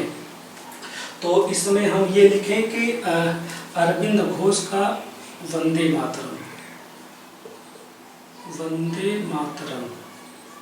बिपिन चंद्र पाल का न्यू इंडिया, ब्रह्म बांधव उपाध्याय का संध्या और आपके जो है भूपेंद्र नाथ दत्त का युगांतर और आपका जो है भूपेंद्र नाथ दत्त का युगांतर। अपनी इन पत्रिकाओं के माध्यम से वे राजनीतिक स्वाधीनता का लक्ष्य रखते हैं। प्रश्न उठता है कि राजनीतिक स्वाधीनता है क्या? इन नेताओं का, चाहे अरविंद घोष हो, चाहे बिपिन चंद्र पाल हो, चाहे ब्रह्म बांधव उपाध्याय हो, चाहे आपके जो है भूपेंद्र नाथ दत्त हो, इनका यह मानना था कि भारत में ब्रिटिश प्रशासन को पंगु बनाने के लिए यह आवश्यक है कि यदि चौकीदार, सिपाही, मुंसिफ, क्लर्क, पेशकार, अर्दली, ड्राइवर, सफाई करने वाला कर्मचारी, वर्ग और आपके कपड़े धुलने वाला जो कर्मचारी है, सैनिक है, अगर ये सभी ब्रिटिश सरकार से अपना इस्तीफा दे देते हैं तो ऐसी स्थिति में चूंकि ये जितना भी मैं आपको नाम बताया, चाहे मुंसिफ, ड्राइवर, क्लर्क, अर्दली, चौकीदार, सिपाही, ये जो भी पेशकार, ये जो भी लोग हैं, ये एक तरीके से ब्रिटिश प्रशासन में इनकी भूमिका सहायक ही है। अगर ये सभी इस्तीफा दे देते हैं तो ब्रिटिश प्रशासन भारत में चल ही नहीं पाएगा, क्योंकि स्वाभाविक बात है, यदि एक अधिकारीगण किसी विभाग में बैठा है तो उसके अंडर का जितना भी काम सभी भारतीय कर रहे हैं, अगर सभी भारतीय अपने पदों से इस्तीफा दे दें तो वह अधिकारीगण अपने विभाग को चला ही नहीं पाएगा। ऐसी स्थिति में हम देखते हैं कि इनका ये कहना है कि अगर ये सभी छोटे छोटे जो कर्मचारी हैं, ये सभी अगर इस्तीफा दे देते हैं तो ब्रिटिश प्रशासन बिल्कुल ठहर जाएगा। अंग्रेजों की यह व्यवस्था हो जाएगी कि वह भारत को छोड़ देंगे। उनके पास इसके अलावा कोई दूसरा विकल्प बचेगा ही नहीं। अब प्रश्न उठता है कि जब वो यहाँ से चले जाएंगे तो हम किस प्रकार का भारत का निर्माण करेंगे, अर्थात हम किस स्वराज की प्राप्ति करेंगे। इनका मानना यह था कि वह किसी भी रूप में ब्रिटिश साम्राज्यवादी घेरे के अधीन नहीं होगा, ब्रिटिश प्रभुता के अधीन नहीं होगा। ब्रिटिश संबंध, ब्रिटिश विचार इत्यादि सभी से हम नाता तोड़कर भारत के लोग अपना शासन खुद करना सीख जाएंगे। मेरा बताने का मतलब सिर्फ इतना है कि राजनैतिक उग्रवाद के जो प्रतिपादक थे, ये जिस राजनीतिक स्वाधीनता की बात कर रहे थे, इसमें भी किसी हिंसा की बात नहीं कर रहे थे। इसमें भी सिर्फ इतना कर रहे थे कि यदि जो सहायक की भूमिका इन ब्रिटिश प्रशासन में भारतीयों ने निभाई है, अगर ये अपने अपने पदों से इस्तीफा दे देते हैं तो ब्रिटिश प्रशासन भारत में चल ही नहीं सकता, वे खुद भारत को छोड़कर चले जाएंगे। लेकिन इसमें अरविंद घोष ये भी कहते हैं कि अगर मान लें हम कि ब्रिटिश शासन फिर भी भारतीयों का दमन करने पर उतारू होता है तो इसका मुकाबला फिर हम शस्त्र से करेंगे। लेकिन ये बिल्कुल अंतिम की बात है। इतना आने में उन्हें समय बहुत ज़्यादा लग जाएगा, क्योंकि पहले ही उनका प्रशासन बिल्कुल निरस्त हो जाएगा। वे अपने प्रशासन को, चूंकि यहाँ पर भारतीयों के सहयोग से ही तो अपना प्रशासन चला रहे हैं। भाई कोई भी अधिकारी उसका खाना बनाने का काम, उसके उसकी अगर कोई अदालत है उसके साफ सफाई का काम, वहाँ पेशकार है, वहाँ पर अर्दली, सब भारतीय ही तो हैं। अगर ये सभी हट जाएंगे तो भारत में ब्रिटिश प्रशासन का चलना मुश्किल हो जाएगा। तो इसमें हम लेंगे ये अपने विचारों से राजनीतिक स्वाधीनता, राजनीतिक स्वाधीनता। इसमें हमें ये बात जोड़ देना है किस प्रकार चौकीदार, सिपाही, सेना के कर्मी, आपके मुंसिफ, आपके डिप्टी, आपके क्लर्क, आपके सफाई कर्मचारी, नगर निगम के कर्मचारी, ये सभी अगर इस्तीफा दे देते हैं तो भारत में ब्रिटिश प्रशासन चल ही नहीं पाएगा और इससे हमें एक राजनीतिक स्वाधीनता मिल जाएगी। भारत के लोग अपना शासन खुद करना शुरू कर देंगे और ये किसी भी तरीके से ब्रिटिश प्रभुता, ब्रिटिश साम्राज्यवादी घेरे, ब्रिटिश प्रभाव से हम कोई भी नाता नहीं रखेंगे। इसमें थोड़ा सा मैं एक चीज़ बता दूं, जो संतुलित राजनीतिक मत था या जो कांग्रेस के नरम दल के नेता थे, वे ब्रिटिश साम्राज्यवादी घेरे में भारत को स्वशासन की मांग करते थे।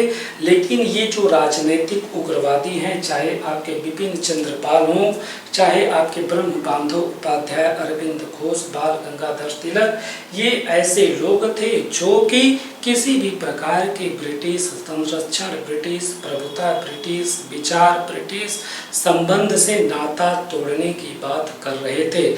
और ये जिस राजनीतिक स्वाधीनता को प्राप्त करने की बात किए हैं, बस इनका ये कहना था, इसमें किसी भी प्रकार की हिंसा की कोई आवश्यकता नहीं है। बस ये जो सहायक की भूमिका भारतीय निभाएं, वे अपने पदों से इस्तीफा दे दें और भारतीय लोग इन संस्थानों में न जाएं, तो इससे अपने आप ब्रिटेन यहाँ से चला जाएगा। देखिए, अभी तक हमने ये पढ़ा है कि किस प्रकार से 7 अगस्त 1905 से यह शुरू हुआ आंदोलन राष्ट्रीय उद्योगों की तरफ बढ़ा, स्वदेशी शिक्षा की तरफ बढ़ा, फिर उसके बाद साहित्यिक पुरोधाओं ने, उसके बाद समितियों ने, फिर विभिन्न राजनीतिक मतों के द्वारा इस आंदोलन को अपने अपने हिसाब से आगे बढ़ाने का काम किया जाता रहा। इसके बावजूद हम देखते हैं कि मध्य 1908 तक आते आते यह आंदोलन खत्म हो जाता है। मध्य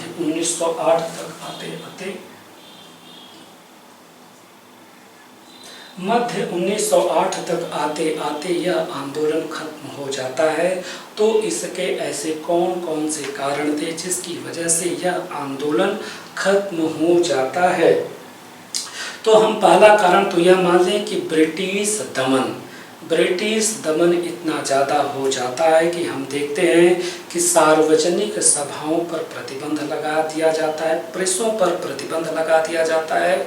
जो धरने में भाग लेगा उसे सरकारी नौकरियों के लिए अयोग्य मान लिया जाता है। और हम देखते हैं किस प्रकार बाल गंगाधर तिलक को 6 साल की जेल जो है इन्हें दे दी जाती है। इसी तरीके से कृष्ण कुमार मित्र को जो है निर्वासित कर दिया जाता है, लाला लाजपत राय को निर्वासित कर दिया जाता है, अरविंद घोष एवं विपिन चंद्र पाल ये इस प्रकार की राजनीति से वह संन्यास ले लेते हैं। तो पहले में हम क्या लिखेंगे जो है विफलता के कारण में जो है दमन। इस दमन में हमें यह दिखाना है कि सार्वजनिक सभाओं पर प्रतिबंध, प्रेस पर प्रतिबंध, वंदे मातरम का नारा आप सड़कों पर अब नहीं लगा सकते। और इसी तरीके से पुलिस कार्रवाई जो है, पुलिस कार्रवाई का मैं आपको एक उदाहरण दूं कि एक जो है 27 अप्रैल 1906 को बारिसाल में जो है एक सम्मेलन था, उस पर जो है पुलिस कर्मियों ने बहुत बीभत्स तरीके से लाठी चार्ज किया था। इस संदर्भ में बहुत ज़्यादा लोग घायल हुए थे, बहुत निर्मम तरीके से लोगों को पीटा गया था। तो इस संदर्भ में युगांतर अखबार ने लिखा था कि भारत में ब्रिटिश शासन को समाप्त करने के लिए देश की 30 करोड़ जनता अपने 60 करोड़ हाथ उठाए, ताकत का मुकाबला ताकत से किया जाए। तो मेरा बताने का मतलब सिर्फ इतना है कि सरकारी दमन ने इस आंदोलन को निर्ममता पूर्वक कुचल दिया था। इसमें हमें यह देखना है कि विपिन चंद्र पाल, अरविंद घोष इन्होंने संन्यास ले लिया था। अजीत सिंह, चाहे लाला लाजपत राय, चाहे कृष्ण कुमार मित्र, इन्हें निर्वासित कर दिया गया था। बाल गंगाधर तिलक को जो है 6 साल की जेल कर दी गई थी और उन्हें मांडले, वर्मा के मांडले जेल में रख दिया गया था। दूसरी बात देखिए, दूसरी चीज इसमें हम ये देखते हैं किस प्रकार इस आंदोलन को चलाने में ही काफी मतभेद होता है। कुछ नेतागण ऐसे थे जो कि इस आंदोलन को बिल्कुल आगे ले जाने के पक्ष में नहीं थे। कुछ नेतागण ऐसे थे जो कि इस आंदोलन के माध्यम से स्वाधीनता प्राप्त करने की कोशिश कर रहे थे। हम देखते हैं कि इसका अंततः परिणाम क्या होता है। 1907 में कांग्रेस का सूरत में विभाजन हो जाता है। तो मतलब खुद कांग्रेस का विभाजन हो जाता है, जिससे इस आंदोलन पर गहरा प्रभाव पड़ता है। तो दूसरा हम लिखें कि कांग्रेस में विभाजन, या हम केवल इतना लिख दें मतभेद।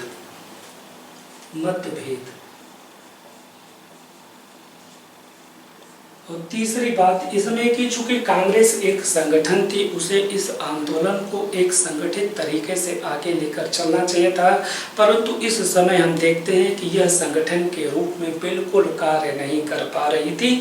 तो हम तीसरे में लिख दें कि संगठन का अभाव। संगठन का अभाव। अब थोड़ा सा हम ये जान लें कि इस आंदोलन में मजदूरों की क्या भूमिका रही। तो हमें सीधा सीधा यह याद रख लेना है कि इस आंदोलन में मजदूरों को बहुत सीमित मात्रा में एकत्रित किया गया था। इसमें ये शब्द याद रखना है, बहुत सीमित मात्रा में मजदूरों को एकत्र करने का प्रयास किया गया था। स्वाभाविक बात है, जिस आंदोलन का इतना बड़ा उद्देश्य है, अगर उसमें आप मजदूरों को ही बहुत बड़ी मात्रा में एकत्र नहीं कर पाएंगे तो स्वाभाविक बात है वह आंदोलन जो है सफल नहीं हो सकता। तो इसमें मजदूरों के संदर्भ में यह याद रखना है कि सीमित मात्रा में मजदूरों को एकत्रित करने का प्रयास किया गया था। कहने का मतलब यह है कि बंगाल के कुछ राष्ट्रवादी नेताओं ने मजदूरों को संगठित करने का प्रयास किया था, लेकिन बहुत सीमित मात्रा में उसे एकत्रित जो है उन्होंने किया था। उसमें हम कुछ उदाहरण देंगे, जैसे कि हम देखते हैं सितंबर 1905 में कलकत्ता से उत्तर पश्चिम दिशा में जो हावड़ा स्थित है, हावड़ा में बर्न कंपनी के 247 कर्मचारियों ने इसी आंदोलन के दौरान हड़ताल किया था। तो पहला में हम क्या लिखें कि हावड़ा में बर्न कंपनी के 247 कर्मचारियों ने हड़ताल किया। तो ये डेट आपकी रहेगी सितंबर 1905 हावड़ा। इसमें आपको ये लिखना है कि बर्न कंपनी के 247 कर्मचारियों ने हड़ताल किया था इस आंदोलन के दौरान। दूसरा कि अक्टूबर 1905 अर्थात इस महीने के जस्ट अगले महीने अक्टूबर 1905 में कलकत्ता के सरकारी छापे खाने के मजदूरों ने हड़ताल कर दी थी और उन्होंने अपनी पहली मजदूर यूनियन बना ली। तो अक्टूबर 1905 लिखना है, कलकत्ता के सरकारी छापे खाने के मजदूरों की हड़ताल। तो हम यहाँ क्या लिखेंगे, अक्टूबर 1905।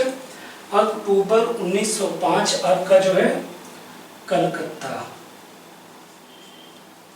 ये हावड़ा कहाँ स्थित है, कलकत्ता के उत्तर पश्चिम की दिशा में हावड़ा स्थित है। तो अक्टूबर 1905 में आपको लिखना है कि कलकत्ता के जो है सरकारी छापे खाने के मजदूरों ने अपनी पहली जो है यूनियन बना ली। फिर तीसरा हम देखेंगे, जुलाई 1906 में ईस्टर्न इंडियन रेलवे के मजदूरों ने रेलवेज यूनियन बनाई थी। जुलाई 1906 मतलब अगले वर्ष जुलाई के महीने में ईस्टर्न इंडियन रेलवे के मजदूरों ने अपनी रेलवेज यूनियन बनाई थी। तो हम क्या लिखें, जुलाई 1906। इसमें हमें क्या लिखना है, ईस्टर्न इंडियन रेलवे के मजदूरों ने अपनी रेलवेज यूनियन बनाई थी। और इसी तरीके से हम देखते हैं कि अगस्त 1906 में, जुलाई के बाद अगले महीने अगस्त 1906 में जमालपुर, आसनसोल एवं रानीगंज में, अगस्त 1906 में जमालपुर, रानीगंज, आसनसोल। जमालपुर कहाँ है, ये आपके बांग्लादेश में है। आसनसोल और रानीगंज आपके पश्चिम बंगाल में है। जमालपुर, आसनसोल एवं रानीगंज में बिपिन चंद्रपाल, लियाकत हुसैन, श्याम सुंदर चक्रवर्ती ने मजदूरों को एकत्र किया था। और हम देखते हैं इसी महीने मजदूरों और पुलिस के बीच इसी क्षेत्र में जो है गोलीबारी भी होती है। तो हम क्या लिखें, अगस्त 1906 में जो है, चौथे में क्या लिखें, अगस्त 1906 बिपिन चंद्र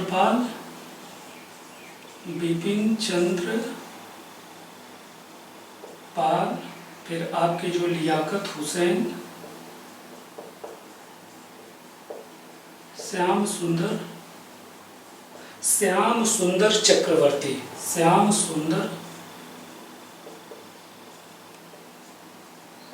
सुंदर चक्रवर्ती, ये ऐसे नेता थे जो कि जमालपुर, आसनसोल, रानीगंज में मजदूरों को एकत्र किए थे।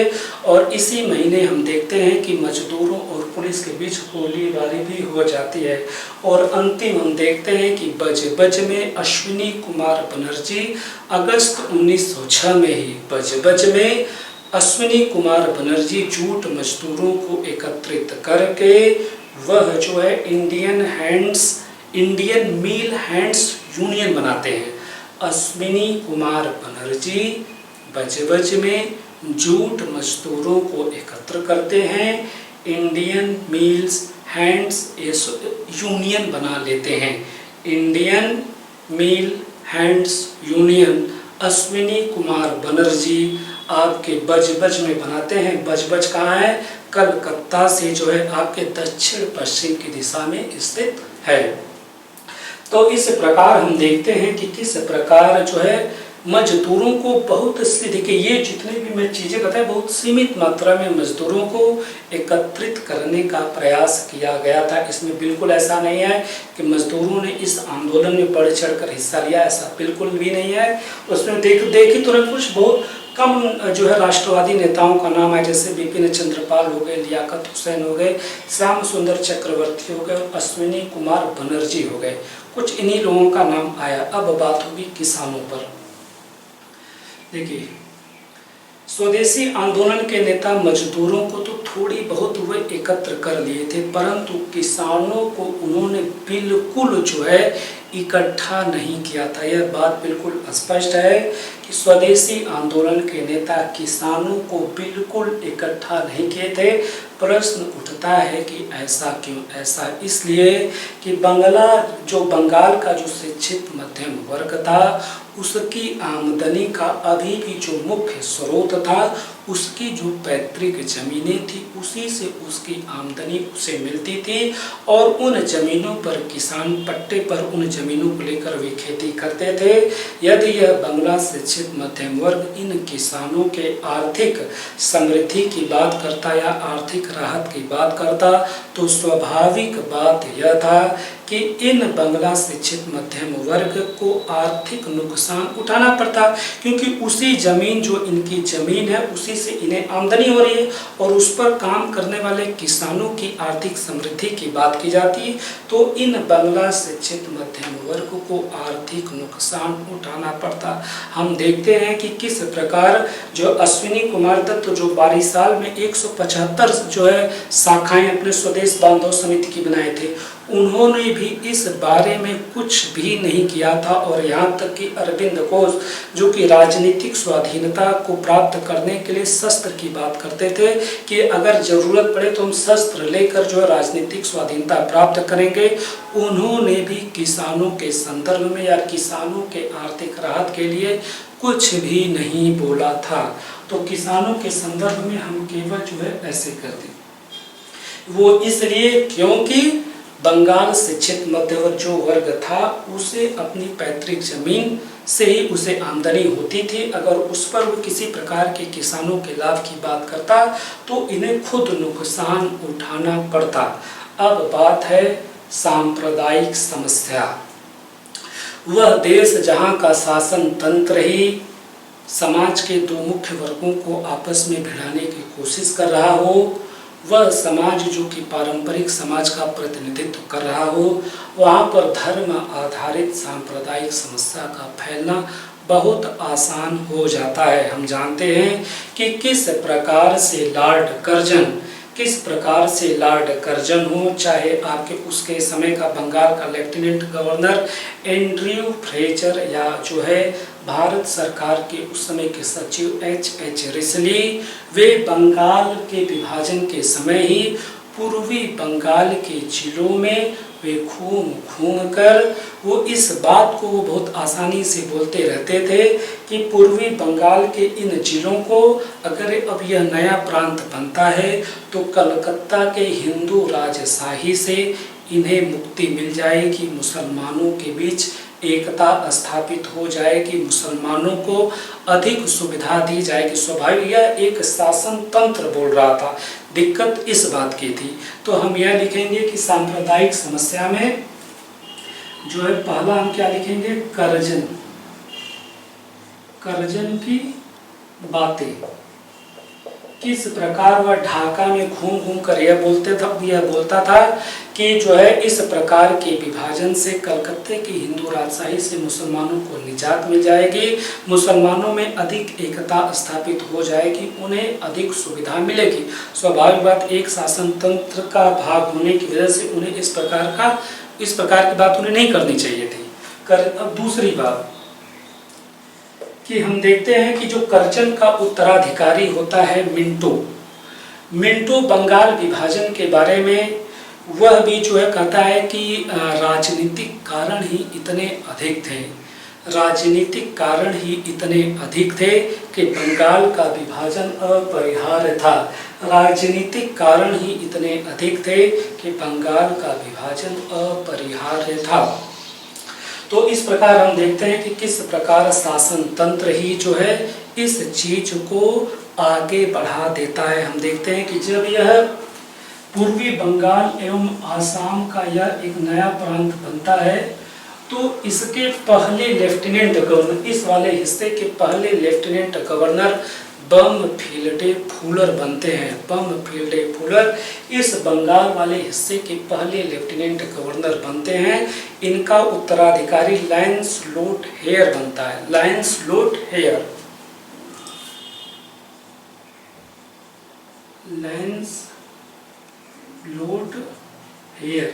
यह जो है पूर्वी बंगाल में मुसलमानों को हिंदुओं की अपेक्षा अधिक सरकारी नौकरियों में वरीयता देने के प्रस्ताव पर विचार करता है।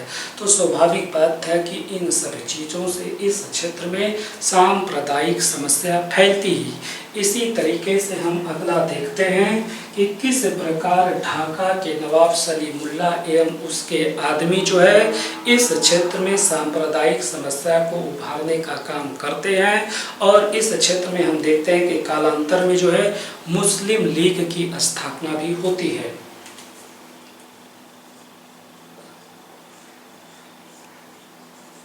मुस्लिम लीग की स्थापना, यही मुस्लिम लीग जो है पृथक मुसलमानों के लिए पृथक निर्वाचक मंडल की मांग करता है, जिसे 1909 के अधिनियम के तहत मुसलमानों को पृथक निर्वाचक मंडल का अधिकार मिल जाता है। कालांतर में यह मुस्लिम लीग पृथक पाकिस्तान की मांग करता है और कालांतर में से पृथक पाकिस्तान भी मिल जाता है। तो किस प्रकार शासन तंत्र और मुसलमान कुलीन तंत्र ये आपस में मिलकर जो इस हिस्से में सांप्रदायिक समस्या को आगे बढ़ा रहे थे। पृथक निर्वाचक मंडल का मतलब ये था कि यदि किसी समुदाय को पृथक निर्वाचक मंडल का अधिकार मिला है तो अर्थात इसका मतलब ये होगा कि किसी क्षेत्र में केवल उस समाज का व्यक्ति जो है चुनाव में हिस्सेदारी करेगा, अर्थात चुनाव लड़ेगा और उसी समाज का व्यक्ति उसे वोट देगा। अर्थात किसी दूसरे समाज के व्यक्ति को उस चुनाव क्षेत्र में चुनाव लड़ने की इजाज़त नहीं होगी और न ही किसी दूसरे समाज के व्यक्ति को वोट देने का कोई अधिकार होगा। तीसरी बात, चौथी, कि पूर्वी बंगाल के हिस्सों में किसानों, जो कि पूर्वी बंगाल की अगर हम आर्थिक व्यवस्था की बात करें, यहाँ पर हिंदू जमींदार अधिक थे और आपके मुसलमान यहाँ पर किसान थे। तो यहाँ पर मुल्ला मौलवियों का इस हिस्से में प्रभाव बहुत अधिक था। जमींदार हिंदुओं और मुसलमान किसानों के बीच जो आर्थिक गतिरोध था, ये मुल्ला मौलवी उसे धार्मिक रंग दे दिया करते थे। तो हम ये लिखें जो है कि मुल्ला मौलवियों का योगदान।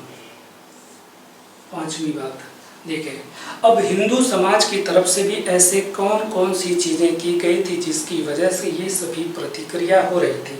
तो इसमें हम देखते हैं कि बार बार स्वाभाविक बात है, यदि कोई एक सभा एकत्रित हुए जहाँ पर समाज के दोनों वर्ग एकत्रित हुए हैं और वहाँ पर किसी विशेष धर्म की ही बात अगर की जाए तो उसकी प्रतिक्रिया होती। तो हम देखते हैं कि किस प्रकार जो है गीता के उपदेशों का बार बार सहारा लिया जा रहा था।